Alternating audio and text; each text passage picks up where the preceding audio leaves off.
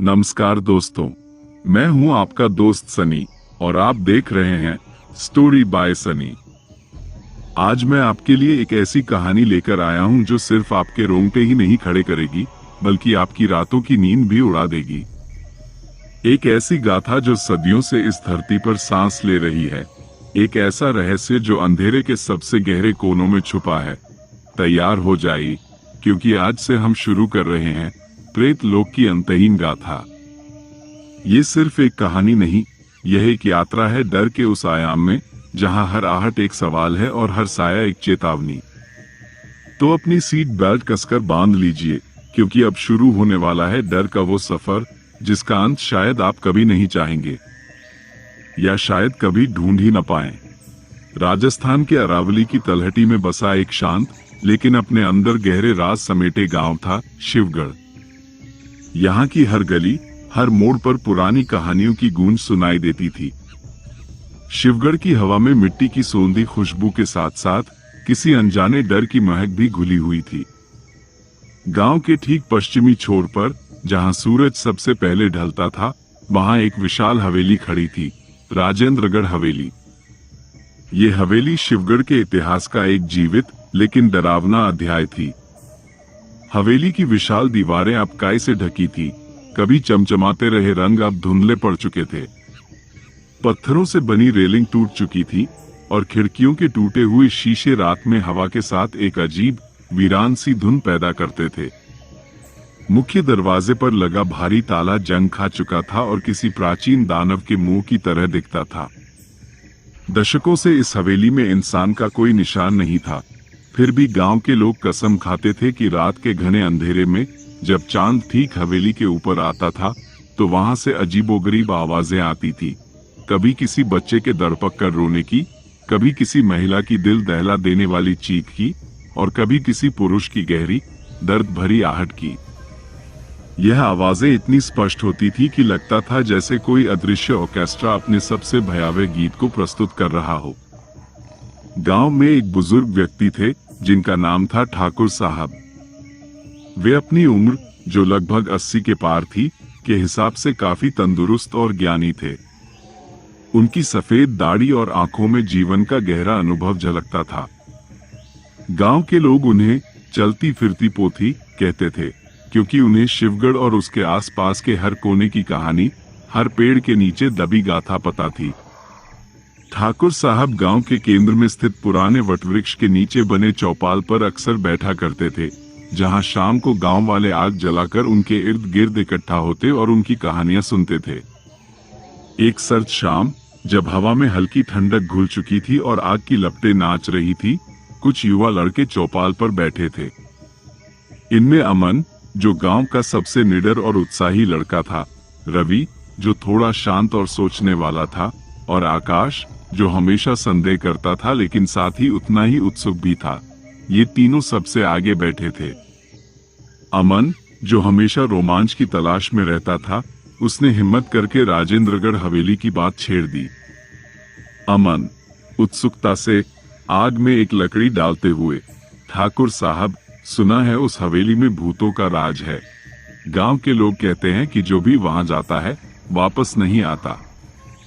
क्या ये सच में उतनी डरावनी है जितनी कहानियां बताती हैं? ठाकुर साहब ने अपनी धूनी से एक लंबी सांस ली। उनके चेहरे पर एक गहरी उदासी छा गई।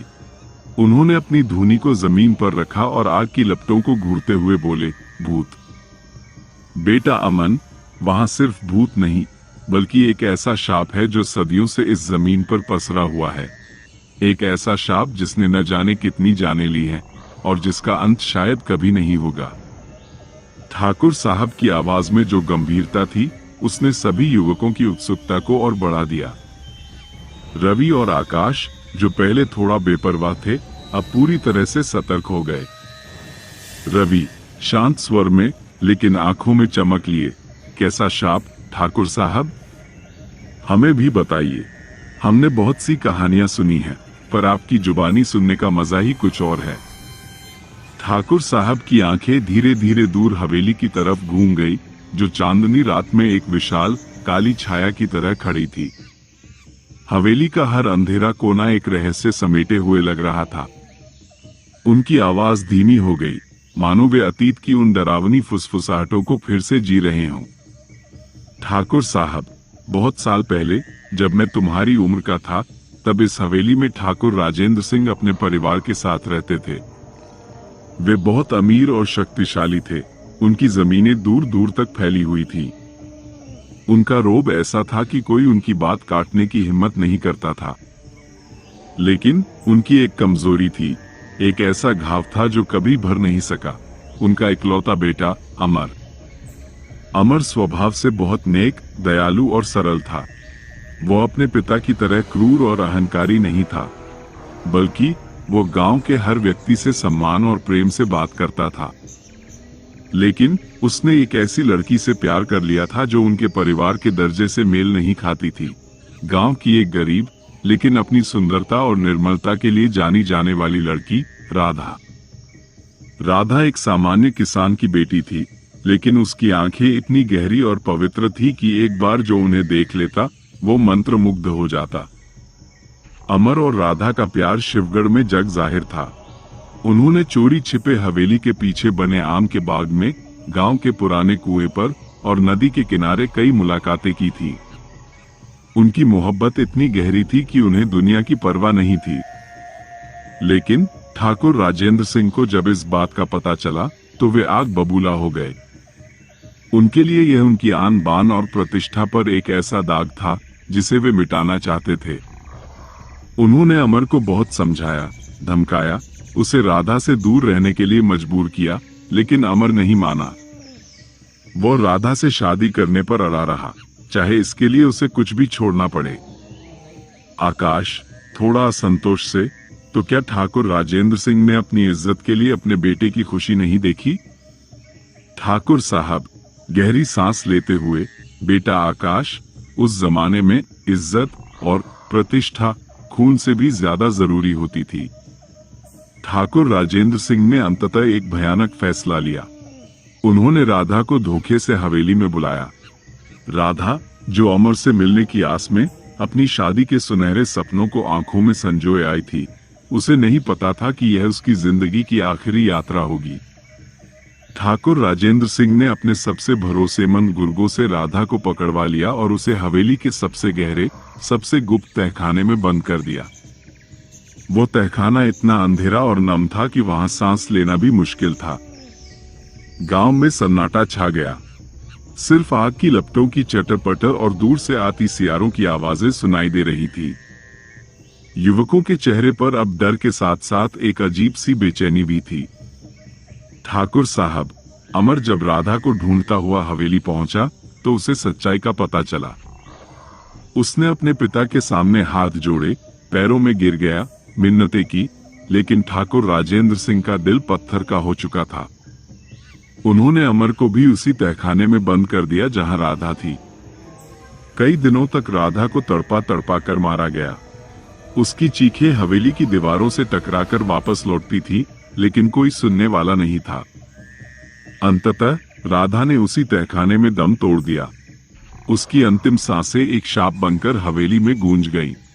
अमन, अपनी मुट्ठी भींचते हुए, ये बहुत गलत हुआ ठाकुर साहब। ठाकुर साहब, राधा की मौत के बाद अमर ने भी जीने की इच्छा छोड़ दी। उसने खाना पीना छोड़ दिया, अपनी आंखें बंद कर ली और उसी तहखाने में तड़प तड़प कर मर गया जहां राधा को मारा गया था। मरने से पहले उसकी आंखों में एक अजीब सी चमक थी। उसने एक भयानक शाप दिया, यह हवेली कभी शांत नहीं रहेगी। जो भी यहाँ रहेगा वो मेरी और राधा की आत्माओं का शिकार बनेगा। इस हवेली की हर ईंट पर हमारा दर्द लिखा है, और ये दर्द तब तक नहीं मिटेगा जब तक हमें न्याय नहीं मिलता, जब तक हमारी आत्माओं को मुक्ति नहीं मिलती। ठाकुर साहब ने अपनी आंखें बंद कर ली, मानो उन भयानक पलों को फिर से देख रहे हों। उसके कुछ ही समय बाद गांव में एक के बाद एक अजीब घटनाएं घटने लगी। हवेली के अंदर से भयानक आवाजें आने लगी, कभी चीखने की, कभी हंसने की, कभी रोने की। रात में हवेली के ऊपर एक अजीब सी नीली रोशनी दिखाई देती थी, और फिर एक भयानक रात ठाकुर राजेंद्र सिंह और उनके पूरे परिवार की रहस्यमयी तरीके से मौत हो गई। किसी को नहीं पता कि कैसे, कब और किसने उन्हें मारा।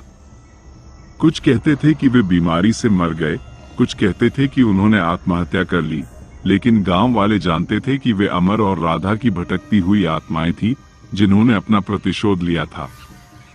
उनकी आत्माएं हवेली के कण कण में घुल गई थी। ठाकुर साहब ने फिर हवेली की तरफ देखा, जो अंधेरे में और भी डरावनी लग रही थी। आज भी रात के अंधेरे में जो भी हिम्मत करके उस हवेली के पास जाता है, उसे राधा की दर्द भरी सिसकियां और अमर की क्रोधित चीखें सुनाई देती हैं। इस हवेली का हर कोना अब एक भूतिया दर्पण बन चुका है, जो अतीत के भयानक दृश्यों को दर्शाता है। ये हवेली अब एक जीवित कब्रगाह बन चुकी है, जहां अतीत की रूहें आज भी न्याय का इंतजार कर रही हैं और किसी को भी अंदर आने की इजाजत नहीं देती। युवा लड़के खामोश थे। उनके चेहरों पर अब सिर्फ डर नहीं, बल्कि एक अजीब सी खामोशी और चिंता थी। अमन, जो सबसे निडर था, उसकी आंखों में एक अजीब सी चमक थी, शायद डर की, शायद उत्सुकता की। रवि ने आकाश की तरफ देखा और आकाश ने सिर झुका लिया। हवेली की कहानियां सुनकर उनकी रातों की नींद हराम हो गई थी। कोई नहीं जानता था कि यह सिर्फ एक कहानी है या सच, लेकिन एक बात तय थी, राजेंद्रगढ़ हवेली का रहस्य अभी भी कायम था और आने वाले समय में ये कई अनकही सच्चाइयों को उजागर करने वाला था। शायद ये हवेली खुद किसी को अपने अंदर खींचने का इंतजार कर रही थी। तो दोस्तों, ये थी प्रेत लोक की अंतहीन गाथा के पहले एपिसोड की शुरुआत। क्या आपको भी राजेंद्रगढ़ हवेली का ये दर्दनाक रहस्य डरा रहा है? क्या आप भी यह जानने को उत्सुक हैं कि अमर और राधा की आत्माएं कब तक भटकती रहेंगी और वे किस तरह से अपना प्रतिशोध लेती हैं? या इस हवेली में और कौन से गहरे राज दफन हैं जो अभी तक अनसुलझे हैं? अगले एपिसोड में हम जानेंगे कि कैसे अमन, रवि और आकाश की यह जिज्ञासा उन्हें उस वीरान हवेली की तरफ खींच ले जाती है और उन्हें किन भयानक सच्चाइयों का सामना करना पड़ता है। क्या वे उस शाप से बच पाएंगे या वे भी हवेली के अंधेरे में गुम हो जाएंगे? ये यात्रा अभी शुरू हुई है और डर की गहराई में आपको बहुत कुछ देखना बाकी है। इस कहानी के हर मोड़ पर एक नया राज आपका इंतजार कर रहा है। अगर आपको ये कहानी पसंद आई और आपने इसे महसूस किया, तो इस वीडियो को लाइक करें, अपने दोस्तों के साथ शेयर करें और स्टोरी बाय सनी चैनल को सब्सक्राइब करना न भूलें। साथ ही बेल आइकन भी दबा दें ताकि आप हमारे अगले डरावने एपिसोड्स को मिस न करें। हम आपके लिए ऐसे ही रोंगटे खड़े कर देने वाली कहानियां लाते रहेंगे। मिलते हैं अगले एपिसोड में एक नए रहस्य और नए डर के साथ। तब तक के लिए अपना ख्याल रखें और हाँ, अपने आसपास के अंधेरे से सावधान रहें, क्योंकि आपको नहीं पता उसमें क्या छुपा है।